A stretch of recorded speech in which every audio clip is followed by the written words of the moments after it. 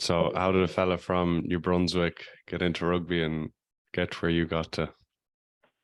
Um, yeah, I mean, some of it was just was luck. One of my first senior coach, he was from Scotland, and he'd gone to New Brunswick to do his master's in education and joined the rugby club and was a player for a season or two, and then went and became the coach. Same as Keith McAlpine, still a good friend of mine, and really good friends with my dad now. My mom and dad know as well. And then his brother-in-laws are Jim and Finley Calder from Scotland.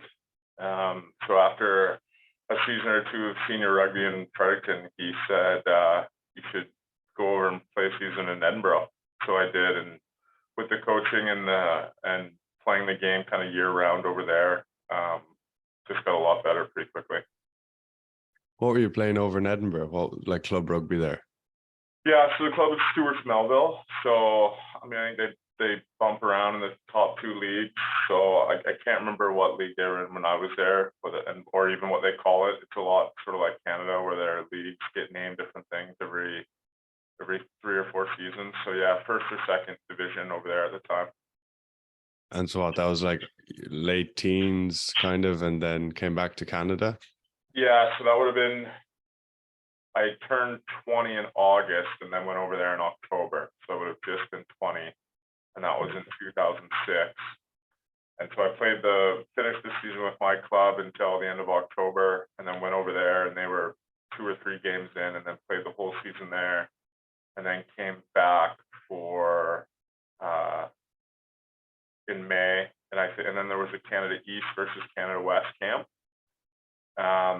And they were, all the Canada East guys had been under 6 feet of snow since November. So other than a few guys that were playing out in BC, most of them were kind of not game fit.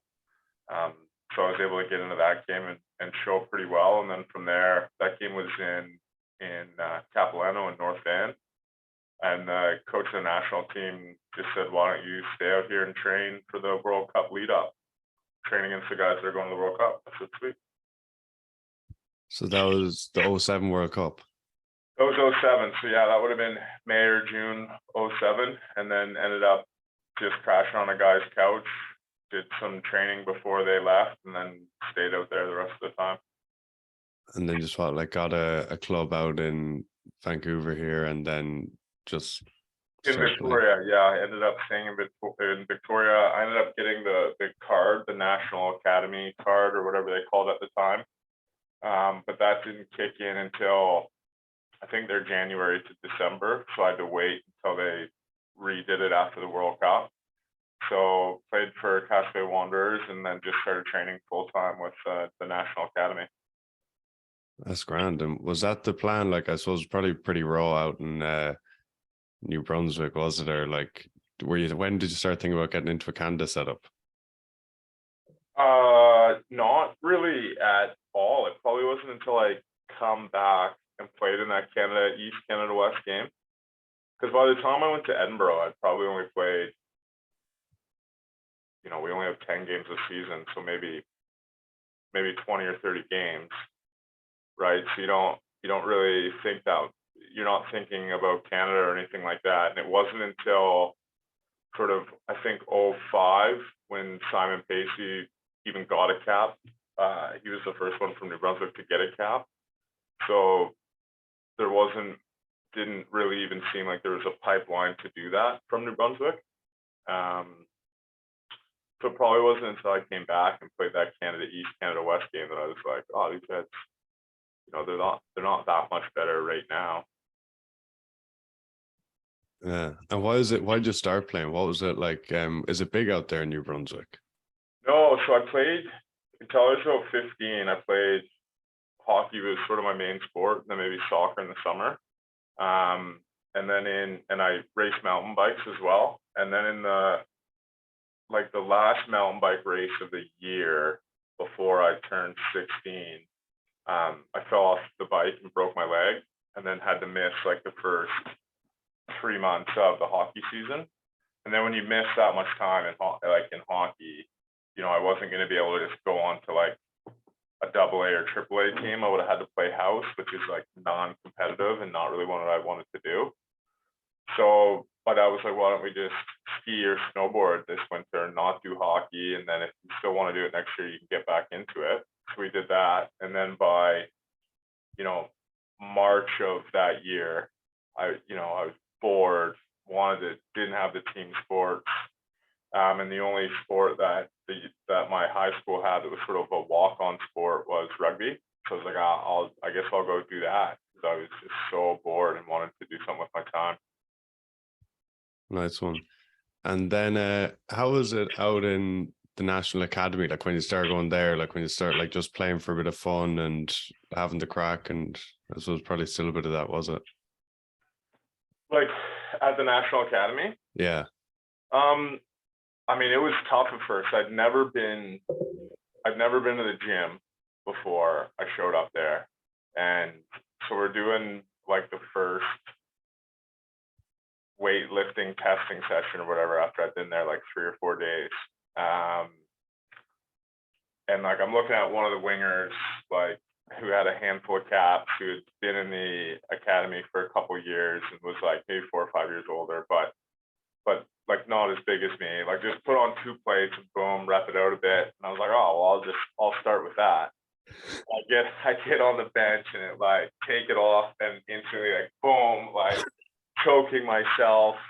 And that was the first time that I bench pressed. So I was like, oh shit. So that was all I wasn't allowed to clean or do any Olympic lifts because my form was so bad. So that was what the first 6 months was, just like running, getting fitness, trying to put on some size. They were like, you know, you have a big frame, but you've got no muscle or even any fat. So they were like, just every night before bed, just eat like 3 peanut butter sandwiches, just an extra like 500-600 calories before you go to bed. Like just start there. And that's what it was, just trying to put on muscle and learn the game a little bit better. Like, yeah, I hadn't, you know, you learn how to tackle, but you hadn't learned a defensive structure that yet. So it was kind of learning that stuff as well. And how quickly did you get the weight on? And like you said, you're training against the national team, but how quickly did you get up to speed then? Well, I mean, it was kind of, you know, you're putting the weight on at the same time you're kind of like finishing puberty, right? Like I was 20 or 21. And so like I had grown taller and, you know, and my bones had grown, but then you're kind of hitting that last part of puberty where you actually start to put muscle on. And then it was kind of combined with, like I was probably on almost double gym sessions for the first 6 months. So then you combine it with that, and then training with guys that, you know, would have had a few caps, but they weren't maybe good enough to go professional. So they're still good players, but like either A, you know, at the time we had quite a few guys in the championship. So it was either A, they were good enough to go do that, but maybe B, they didn't really want to go over there. Like you don't want to go and maybe live in Rotherham or Doncaster or whatever for 18 grand. So this was kind of in between. And then what, you got captain? Is that how you went over, how you got kind of your break over there? Yeah, so I got picked up for the tour in 2008 for the fall tour, and then was only sort of meant to play like against Portugal in the first game that was outside of the window, and then it was like, and then you can, and we had more, Canada had more professionals then, so like 30 guys, you know, 25 guys were going to go play Portugal, and then like 8 guys were going to stay, and then like 20 of our pros were going to meet up with those 8 guys for the next game in Ireland, because we had, you know, so guys scattered through France, tons of guys scattered through the championship, and then ended up the next game getting on the bench for Ireland, and in like 35 minutes off the bench led the team in tackles and carries. So they were like, well, we kind of have to start in the next game against Wales, and then start the next game against Wales. It was kind of the same thing, led the team in tackles and carries, and and that was it, pretty much in the squad then. How was that tour? What was that like? Like you're playing local rugby in Victoria and you hadn't been playing rugby that long and you're getting in the gym and then you're going on a tour first up to play Portugal. But that, yeah, how was that? I mean, it was awesome. So like, you know, you don't know what the other teams, other nations have. You only know what you have, like what your country has. So it was like, for me, it wasn't the fact that I wasn't making 20 grand a game like the Welsh guys were. It was like, man, I'm staying in a hotel downtown, like getting a bus to the stadium. I'm like, this is awesome. Like, I think we were getting $500 a game or something like that. But I was like, this is awesome. Tons of free kit. I'm like, shit, this is the best. And then Portugal, you know, now, I mean, geez, I think the national team would bite their hand off to beat Portugal. And we put, I don't know, I think 50 or 60 on them pretty comfortably. Back then, it might have been like 55-12 or something was the score. And then we played Ireland, and that was like Stephen Ferris's first game. So it was like back in 08 when Ireland was seeing that like new vein of form with all those guys. I can remember the papers the next day. It was like, why bother playing Canada? What a waste of our time. Like, that was the kind of the commentary in the papers, and you're like, oh my God, like, leave me alone, like, please. And then we did a bit better against Wales, and so that was kind of the bright spot. I think it was 34-14 or 34-18, you know, which is respectable at that point in time where Canada Rugby was. And then we took it again. We took a hiding against Scotland up in Aberdeen. It was about -1 for kickoff. It had snowed that night. The Aberdeen soccer stadium had like underground heating. Aberdeen's obviously quite north, so it probably gets snow and is cold lots. But they didn't shovel it or turn it on in time. So instead of like dissolving all the snow or the water, it kind of turned it into ice crystals. After the game, it's just like you've got like a 1-degree burn like all over your body, just where it's just shaved off all your skin in an 80-minute game. And then that night I just went off, like just had an awesome night. End of tour, you know, rookie party, kangaroo court, first time kind of being part of that at a high level, and it was a blast. Ended up missing like 2 or 3 flights and not getting back to Victoria until like the Tuesday of the next week. Well, talk to me about the schedule, the next day, the flight schedule. Well, it kept snowing like overnight, and like so I went out with some of the Scotland guys because there was 1 or 2 of them that were coaches for Stu Mel when I was over there in 06. They were on like injury coaching stints or whatever at their local club. So I went to the Edinburgh hotel, or sorry, the Scotland team hotel. Like after the game, I was drinking with those guys, and ended up just like not being able to get a cab because of the snow back to the hotel to get my bag to get to the airport in time. Just the city kind of shut down. They don't have any plows or anything like that. So I ended up missing my flight by like a couple hours. But then because of the snow, they started canceling flights. So then I couldn't even make a connection to London to get out. So I ended up just spending like a day and a half by myself in Aberdeen before the snow cleared and I could get to London to get out of there and get back to Vancouver. And was it just you or the rest of the boys at the hotel? Did they get back? Everyone else got back. Just me. So you're there, what, like a young lad, 22, 23? 22 years, 22 years old, just sitting in the airport like all day.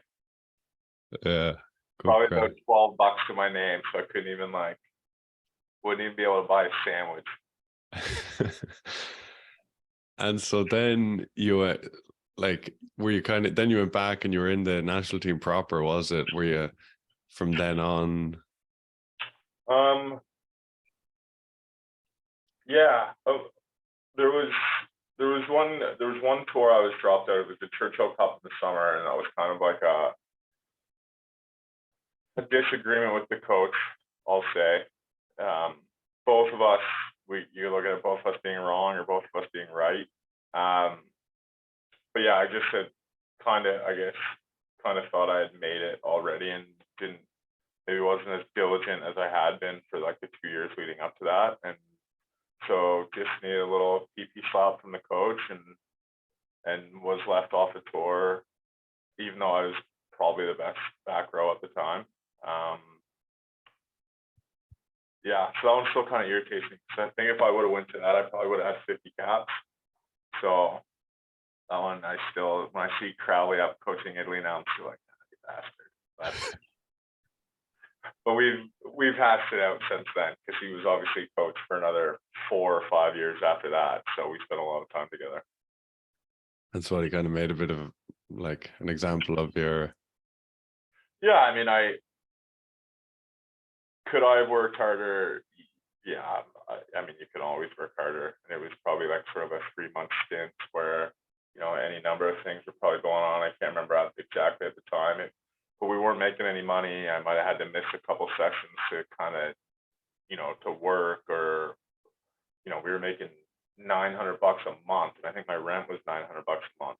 So to eat and, have any sort of walking around money, you were still trying to, and you're training like, I would go to the gym like 6 to 8, get picked up by a landscape company and go work from like 9 till 3.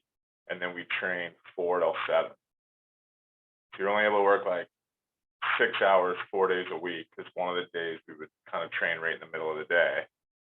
So, and then on Tuesdays and Thursday nights, you go to the club and train your normal club hours. And then you've got a game on Saturday. And then if you didn't play like sort of, 60 minutes for your club, you'd have to do a fitness top-up, on Sunday. So, we were working super hard. It was probably like maybe I was broke or something and just had to pick up a couple shifts, or was irritated, ended up getting a little PP slap and left off the tour. Yeah, geez, that's mad.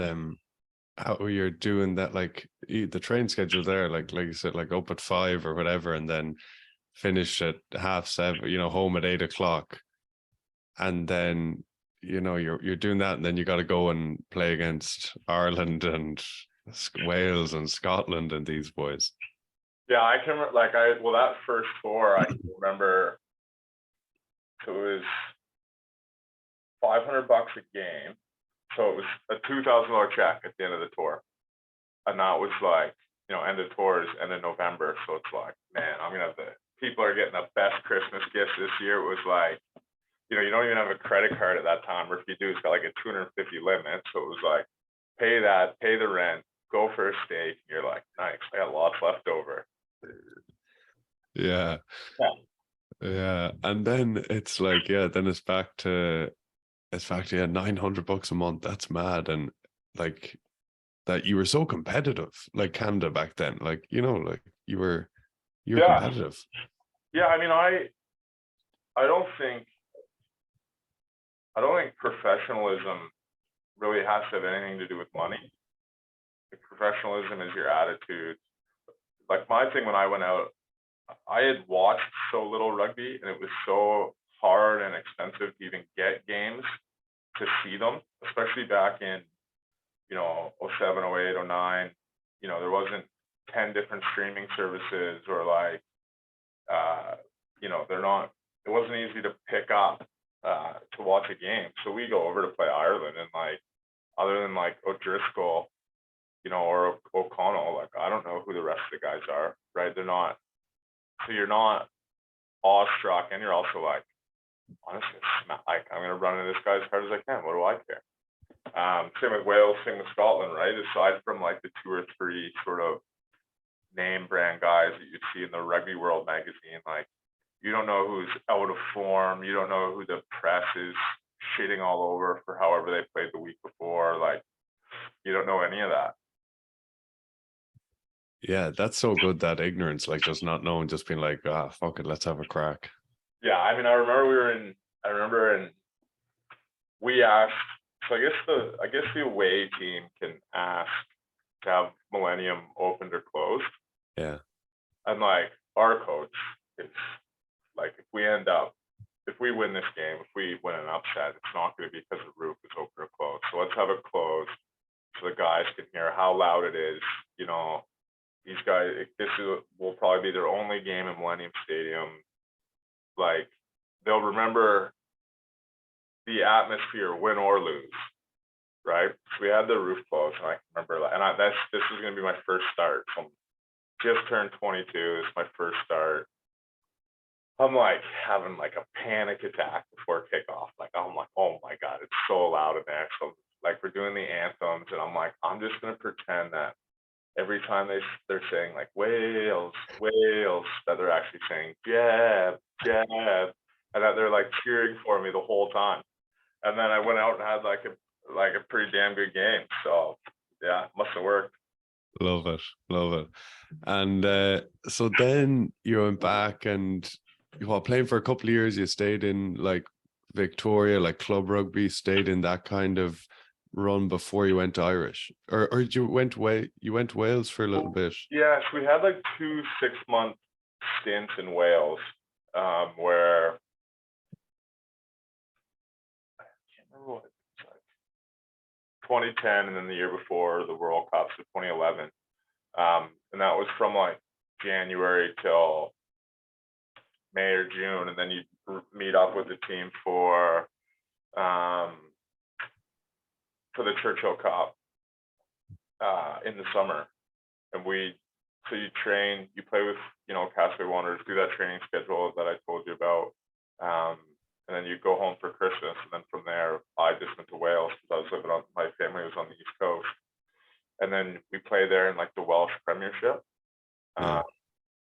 which was a much higher standard than anything in Canada. It was probably equal to like maybe the poorer teams in the championship. So that was in North Wales, and they had been given some money from the VRU and to kind of improve North Wales rugby. They had a lot of good players, but they're all spread out. It's a huge region in in Wales that just doesn't seem to hadn't got the right support, and so they wouldn't have been able. They didn't have the caliber of players initially to jump right into the Premiership. So I think there was like 8 Canadians went over and joined like the 25 best North Wales guys, and we kind of formed the team for 2 seasons. What was that like, that experience? I mean, it's different. Like we were staying in a place called Colwyn Bay, which is like, I don't know, maybe 4,000 people on the edge of the earth. Like there's nothing up there. Like the closest big town was Manchester, was like 2 hours away. So we'd fly in and out of the Manchester airport. We had one night of season would kind of be the big night out there, and then otherwise we just in the small North Wales towns.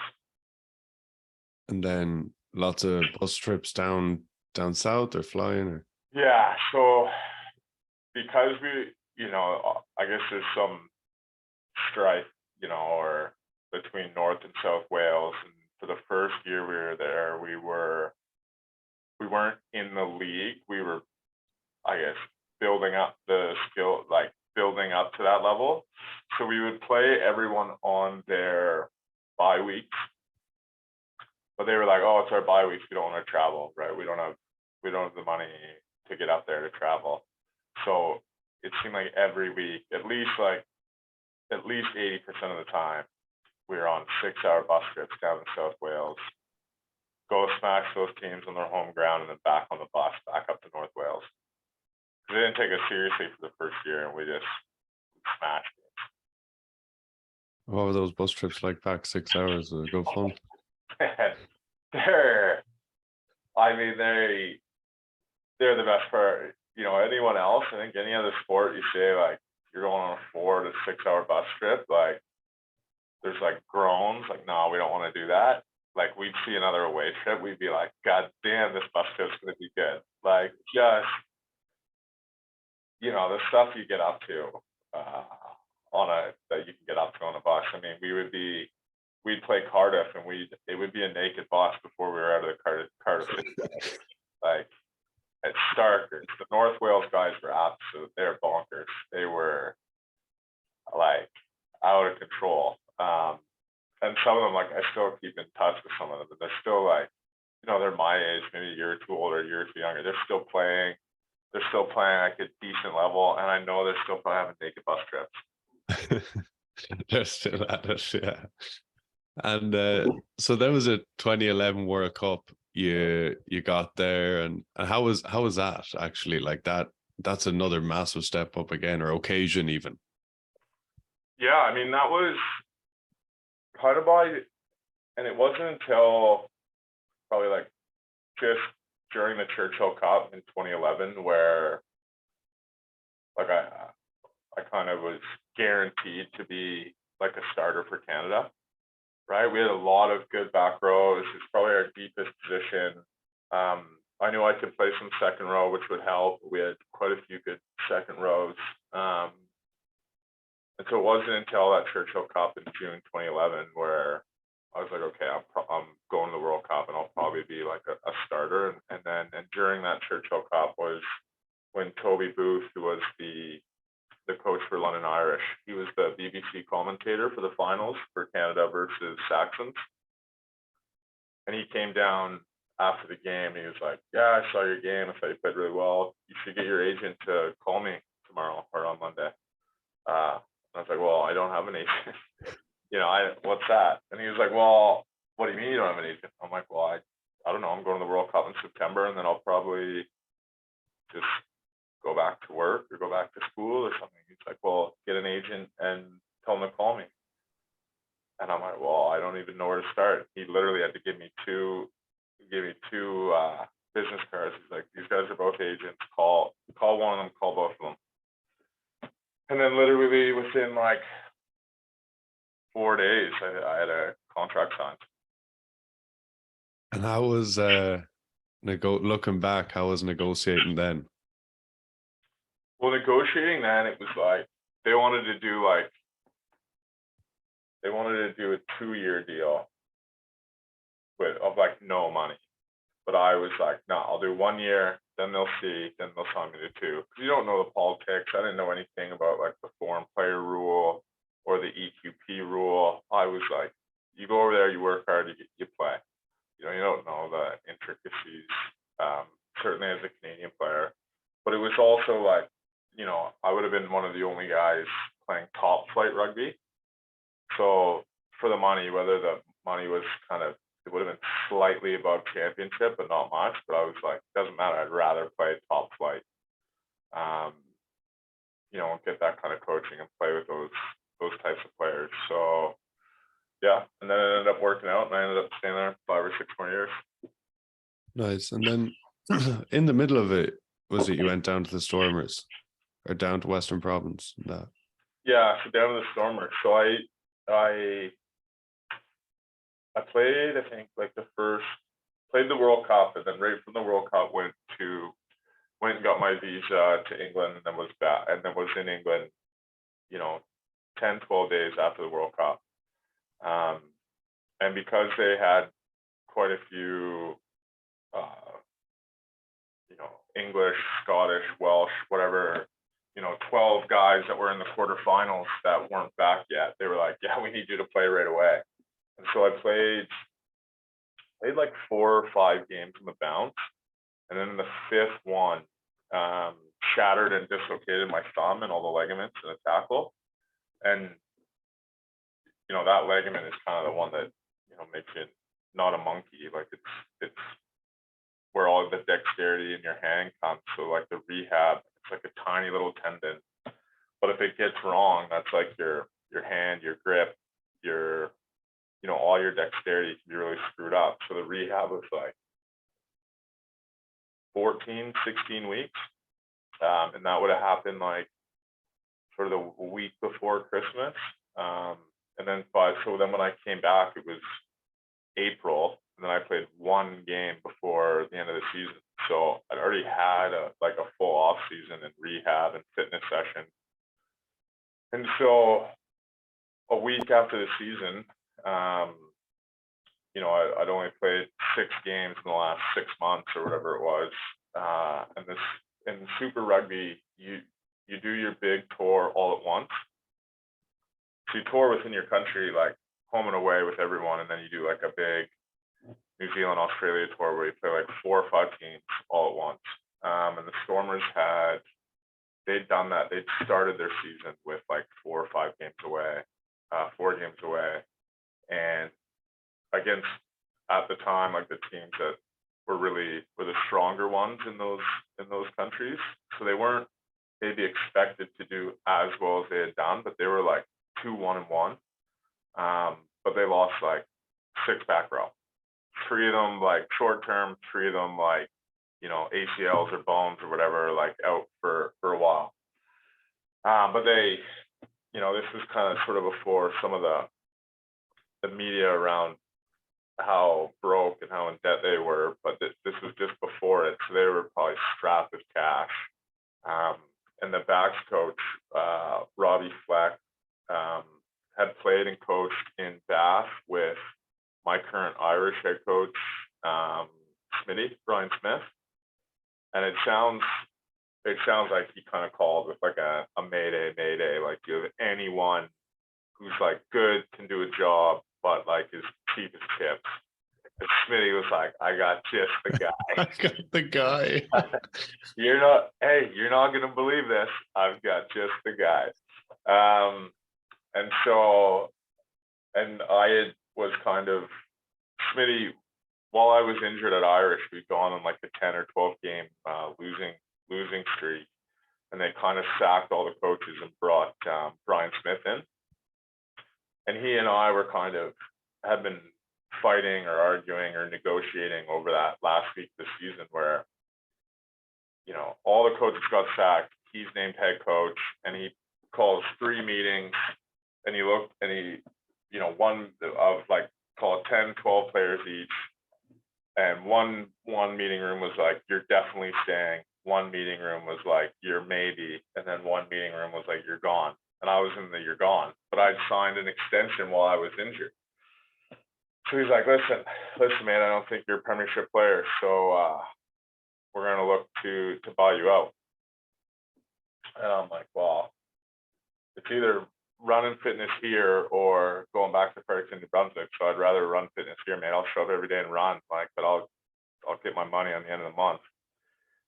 And then the next day he calls me, he's like, yeah, fair play. Like, I don't mind that stance. So we're going to loan you out. We'll loan you out. I was like, listen, I don't mind going to play for like London Welsh or London Scottish in the championship, but that's fine. If I'm playing there and can train here from time to time, like, that is what it is. I haven't been able to show you enough. I was injured when you showed up. I get it.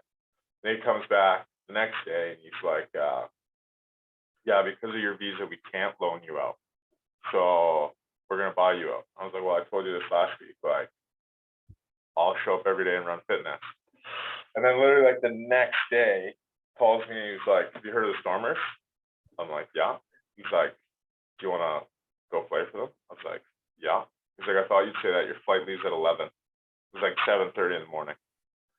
So I went back to the house with the lads I was staying with, like gave them, you know, $500 to settle up the bills or whatever, and then threw my gear in a bag and hit the flight down there.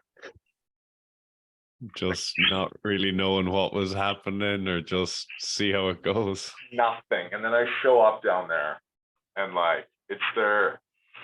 I would have flown like all day, right? It's like a 12-hour flight straight down. I think maybe an hour time difference, so you're not really jet lagged. But I get in sort of like late that night. They take me straight to, like, I crash it. I think Robbie Fleck's in-laws owned a hotel, so they take me there. We've got this little villa. I'm like, oh my God, this is sweet. Little private pool. Yeah, fuck, finally getting the respect I deserve, God damn it. And then the next day, like, the next day is like a day off, so I go to the training facility and it's like get a massage, like do a little physical, like get all the playbooks, the line out book. And then I'm doing just some widths of the field, like passing back and forth with like one of their skills S&C coaches. I'm like, what the hell am I doing this? And then I see all the coaches like up on the balcony, like looking down. I'm like, these motherfuckers are seeing if I can even catch a pass. Like, they have no clue. And then I go into my locker and like all the gear is double XL. Got the wrong picture from the Canadian national team up on the locker. I'm like, these guys have no clue who I am. Nothing. I'm like, this is going to be a shit time. I'm like, all this stuff double XL is hanging off me. I'm like, I just done 4 months in the gym rehabbing. Like, I am in the shape of my life, and the stuff's still hanging off me. I'm like, oh man, they thought they were getting an animal, and this guy showed up. So, but yeah, it all worked out.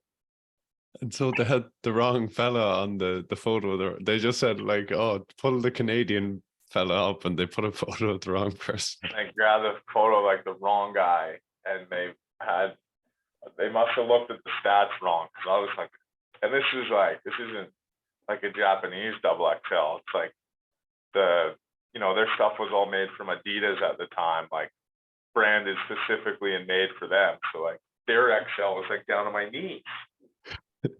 Like I could probably get away with like an English XL, but not a South African one. It was hanging off. I was like, oh man, these guys are in for a treat. Wait till they see how slow I am. And how was living in South Africa? It was class. So I spent 3 or 4 days in Flecky's in-laws like hotel, but it was like on the far side of the mountain. So it was like, he'd pick me up in the morning to like bring me in for like the coaches meetings and stuff. That was like 3 hours before the boys would even be in. And then on the first, I played on the Saturday, and then on that Saturday, so the Thursday they give me my kit, and I do the run through. But that Thursdays are a day off for the boys there, and then it's Fridays you do captain's run at the stadium. And so the coach comes down to me Thursday. Alistair comes down to me Thursday after that, watching me catch and pass. He's like, this guy, he'll be okay, looks fine. And he goes, listen, like, we're playing the Cheetahs on Saturday. We're gonna crush them. Are you okay with being on the bench?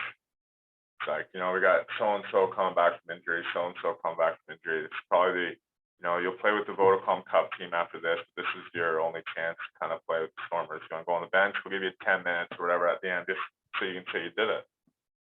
Like, hell yeah. And then he's like, and then on the Friday, they introduced me to the guys. They're like, hey, he's going to get like 10, 20 minutes at the end to teach him like 1 or 2 lineouts and just use those when he goes out there. And hey, meet the guys, whatever, half of them are speaking Afrikaans, half of them are speaking English, some of it, and then other dialects, and learn a couple lineouts. And they're so like laid back, like, you'll be fine. Just like, if you get out there, figure it out. Well, like, 12 minutes into the game, Nizam car, boom, ACL done. They're like, well, Jeff, I guess you're going in. So I'm like, perfect. 65 minutes off the bench, 24 hours after a 12-hour flight. I've met 3 people. This should be great. And so, like, first line out is like this, the first stop is kind of once I've got on. And like, I'm coming in there, and I know lineouts, and so I'd watch the video, and I asked for the calls. So I knew that like I'm gonna be able to bluff my way through like at least 50% of them, like just from all the video that I watched in that first day off. I was like, I don't want to ruin this. But of course, he goes in there, calls the lineouts in Afrikaans. So the 2 guys come to me, and the ball goes over my head. And Dries was like, Jab. And I'm like, I don't speak Afrikaans. And then he just like realizes that it's me and just like starts laughing, and we're running around the field. And then so he called them in English for the rest of the time, dumbed them way down for the rest of that game, and yeah, and it was fine. That's gas. And so then how long were you there for in total? So I got there in first week of May, and then I was there until the middle of November. So And 6-7 months. and was Dave's nights out after their games similar? Yeah, I mean it was their nights out were, I would say, they were they were a little bit better than like in England, because when we were in England, like our stadium was an hour outside of town, so it was like by the time you even get into town, drop your bags off, and then like try to get back out, like it's already late. And for them, it was like you're at the stadium, and your stadium's right downtown, so then you can just go up from there. You leave your bags there. They bring them out to the training facility for Monday, so you don't have to worry about any of that stuff. And then we'd fly like charter to Joburg, Durban, or any of the games in South Africa. I remember like after one of the games we'd won away, we're on the plane. And one of the kit guys just is at the front with like a 12-pack as we're taking off, just emptying the 12-pack, and it's going down the middle of the plane as we're taking off, and guys are just reaching their hands down, grabbing beers as they keep rolling. He just did that with like 3 or 4 12-packs. Everyone got a beer, and that was it. And then you're back to the airport, to the private area of the airport, like an hour later. Nothing just that far away, and so that, like maybe 90 minutes, and then straight in a cab, straight downtown, straight on to the brandies and cokes. Enjoying yourselves. Yeah, I did. I definitely did. And so then back to London Irish, and you went down was over 100 caps, so they must have changed their tune, did they? They still hadn't yet. I remember, so I was supposed to be down in Cape Town for 3 months, and then after those 3 months, like that was the end of the Super Rugby season, and we lost in the semis, and then there's like 2 weeks off or 3 weeks off, and the Currie Cup season starts. And that was when like Skalkberger like was having his knee issues. It was like infected, and like he wasn't going to come back. And then Nizam Kar was ACL, so like he wasn't coming back. And then like Sia was like,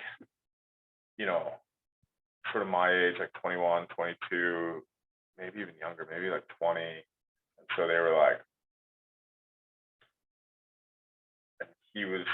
and then there was like the Springbok stuff that was going to go on that summer, or in the fall, like some camps and stuff. So they're like, yeah, we could use you for another 3 months. Like, do you think your coaches in London Irish would let you stay? And I'm like, sure. Like, message Smitty. I'm like, Smitty, they'd like to keep me another 3 months. I don't know what the deal is he worked out, but they just said same deal as before, and he just like emails back, yeah, that's fine. Like, that's it.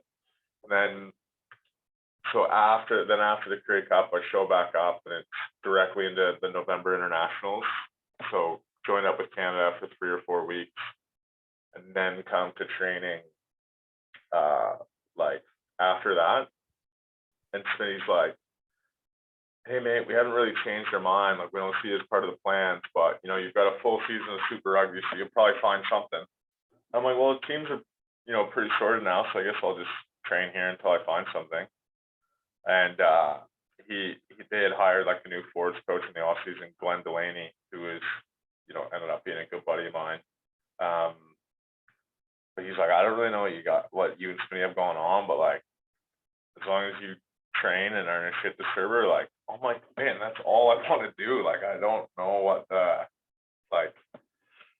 thing is. So was just training, and then literally in that training session, I wasn't even in the team list up until like Thursday, and then 2 back rows go like head to head. They're both out. So I'm like, they've got to use me. They don't have anyone else. So went into that game, and then got man of the match that game. And then next game game where that we were going down to Gloucester and we beat them for the first time in like 10 years. And got, I think, man of the match in that game. And then literally on the bus, on the bus ride back, Smitty like called my agent and left a voicemail. And he was like, "Listen, had Jeb all wrong. Sorry about that. I'll have a contract extension to you on Monday." And then they saw me do a 3-year extension. Wow. Yeah. And so you have All you need is a chip and a chair. a what? A chip and a chair. It's a gambling term. Oh yeah. And a 3-year extension. Yeah. And so you were just kind of playing it by ear all the time, and then now I suppose then you're kind of like, oh, I'm a full-time pro. I'm like earning good money, and I'm now here. Yeah, and that was like the first year of that new deal was like double or triple, probably triple what I was like earning. I remember it came back. I remember the first one was like a 2-year deal at like not much more, and I said to Smitty, like, I'm not going to nickel and dime you. I said, I just want what I'm worth. So whatever you send back next, I'm either signing it or I'm leaving. So then he sent back like a way better deal. He's like, I thought we'd negotiate. I said, I'm tired of that. Like, I've been in a suitcase for the last 2 years, right? This is still only like maybe December 2012. So I'm still only like 14 months out of the World Cup. So I've been like New Zealand, England, South Africa, back to England, probably 8 international games, 8 games for Irish, 24 games for the Western Province franchise. Like in that 52-week, from when I was done my injury in May to when I was done with Irish. So when I was done with my injury in April or May of 2012 to when we were finished the season in April or May of 2013, in that 52-week window, I literally played like 44 games. Like, was way too much. And then then the injury started kicking in. It was just like holding on for the next 5 years. So you hit like the best run of form ever, and then it's like 3-year deal. You said that, and you get the big money, and then it's like, oh, the body starts breaking down a bit. Yeah, I mean, because it was always there was no kind of deal like there is with the England guys, or with, to rest them or to be informed. And I loved playing. I hated training and I loved playing. So like, if I had to train all week and there wasn't a game on Saturday, I would like hated it. So it didn't matter.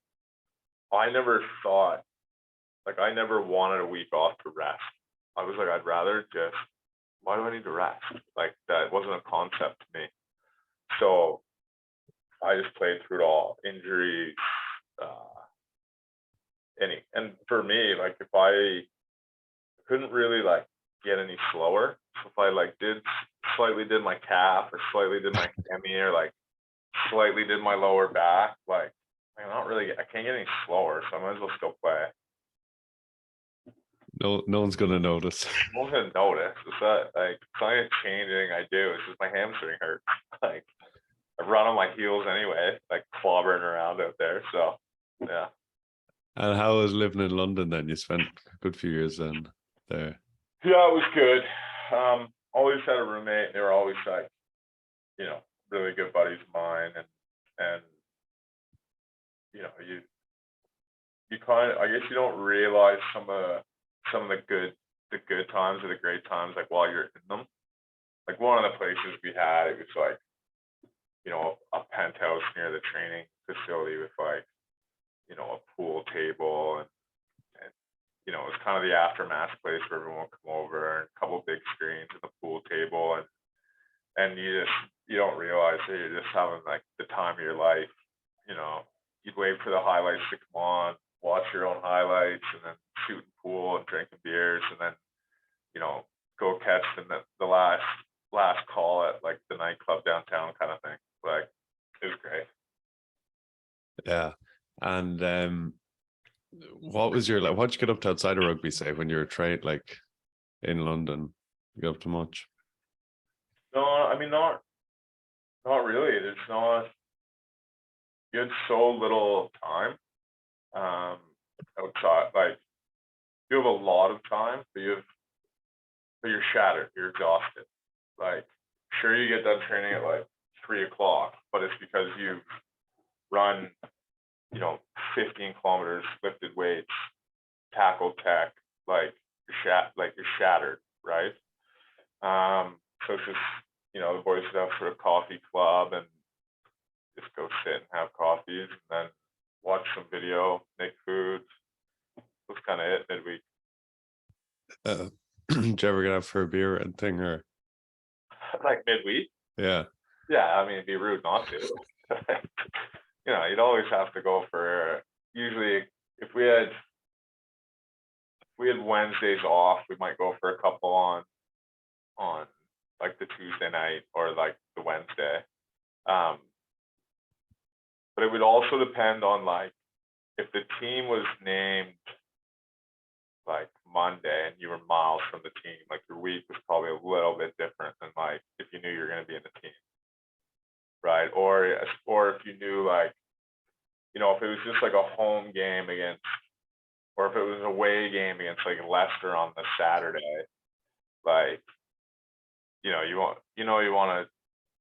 not gonna have much of a Saturday night because you're getting off the bus there from probably a physical beating, regardless of the score line. You just know it's gonna be a physical beating, and you're gonna be on the bus and not back till like 11. So you're not gonna have like much of a Saturday night. So you'd look at your schedule kind of there, like where's there the good nights gonna be, like where are the maybe sneaky midweekers.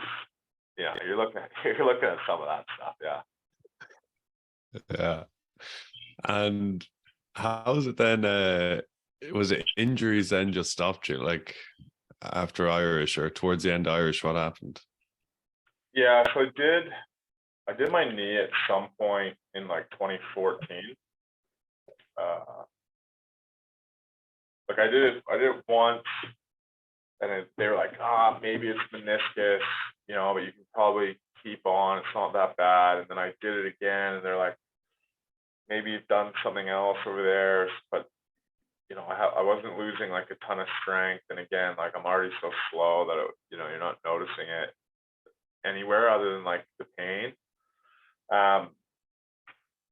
But then so it was after the season in like May, and this is before the World Cup in September, October of that year. And they wanted us to do run a yo-yo test for the off season. And then if you came back and you were within 10% of your yo-yo test and you run it in your first week back, you get an extra week off 3 weeks into season or something like that. So I'd been on the physio bed every day for 3 months with this knee, and they still want me to run this yo-yo test, even though I was going to be at the World Cup. I'm like, this is dumb. Let me have 3 weeks off here so I can rest my knee, because I got to start ramping up to the World Cup like in July, and like I'll be back in Canada like doing World Cup prep and stuff. And they're like, just do it. I do like 2 lengths, and I stop. I'm like, send me for an MRI right now. So I still have the record of like the worst deep score at Irish because I stopped after 1 length and just went there. I did it. Now send me for an MRI. And then I went for the MRI, and they were like, oh, there's a lot of bits and pieces that we'll go in and clean it out and you'll be sweet.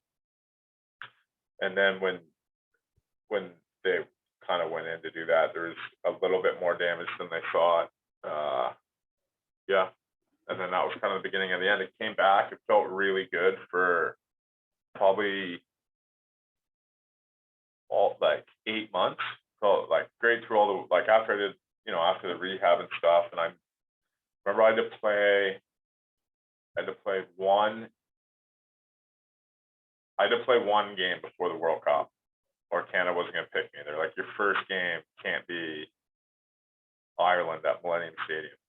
So I ended up getting in against Georgia in England in the World Cup warm-up, and it was fine. It handled well, and then in that game, I did my back, like one of those ones where you like completely did my back, and then spent like the next 4 days on my back with my feet up, like just. I wanted to play against Fiji in our last warm-up, but like by like the Wednesday when I still couldn't like needed help to get to the bathroom, I was like, nah, I won't be making Fiji. But then it settled and I was good for Ireland, and then after that, then he kind of held out until the end of that, held out all that season, and then it was the next preseason where I just couldn't, the swelling, I just couldn't ever get the swelling down. So it was like every day you're just kind of, for the season before that, the swelling would always go down overnight. You'd at least start in the morning like fresh. And you could get it down overnight, start in the morning fresh. So then this one, it was like during preseason, I just couldn't get it out of the joint overnight. So you're starting every day like in pain. Then got through most of that preseason, and we had been relegated, so we were going to be in the championship. So I was like, so we're probably going to win, right? Like, but some of the games in the last half of the season were going to matter more. And at the beginning of the season, everyone's fit other than myself. So they were like, let's maybe get this looked after now, so that when we have injuries, maybe after Christmas, you're fit and some other guys are on the IR. So I went and looked at it, and like the surgeon was basically like, yeah, you've got this, this, and this. Like, it's just nothing really we can do. So I rehabbed it again for like 4 months just to build all the strength in and around the joint, to try to see if I could get at least finish the contract. But I wasn't able to. Yeah, and it was just dust, and just had to call it a day.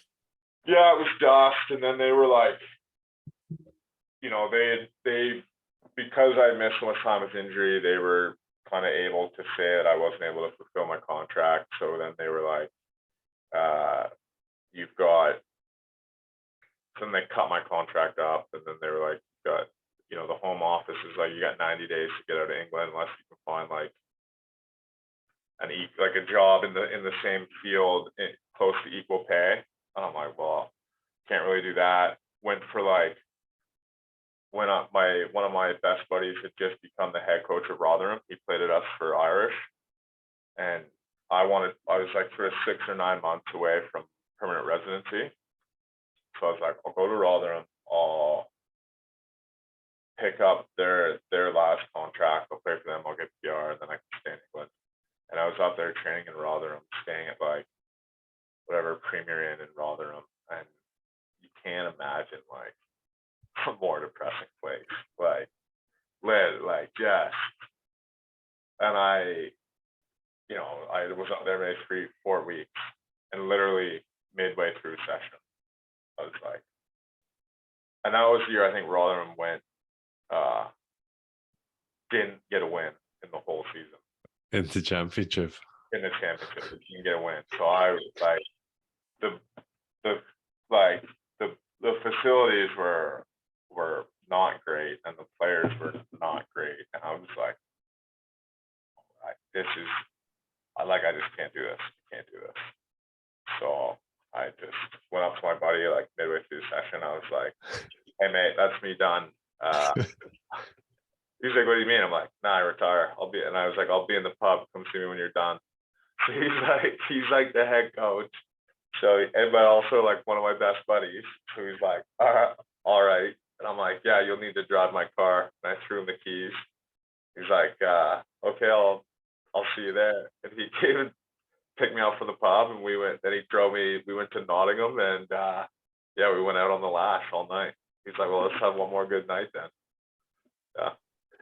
Nice. So it was like, you're going over to lineouts, you're like, nah, I'm retiring, I'm done.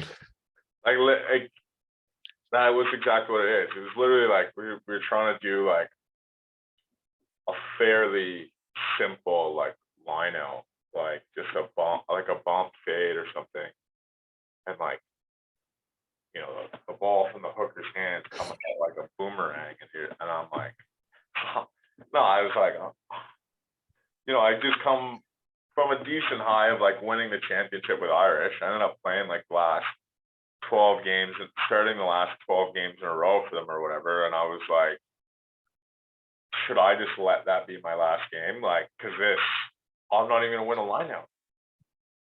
I was like, I'm like, I gotta get out of here. And like, and then I was thinking like of living in Rotherham. No permanent residency is worth this. And like, whew, tough time. It was dark times. Yeah, and cheers for your time. What track was the most enjoyable time during your career? Like getting to be a rugby player. Like what was the best part of it? Like in hindsight, when I'm at work and you're trying to find the time to like get a Peloton in or like a bench press, and you're just getting like old and fat and you have no time, and I spend whatever Peloton takes out of my account every month for the bike and the fee. It's like $100, and 5 years ago you're making a bit of money to go to the gym. Like that is like, fuck, I should have been in the gym even more. Like, but I think it's the boys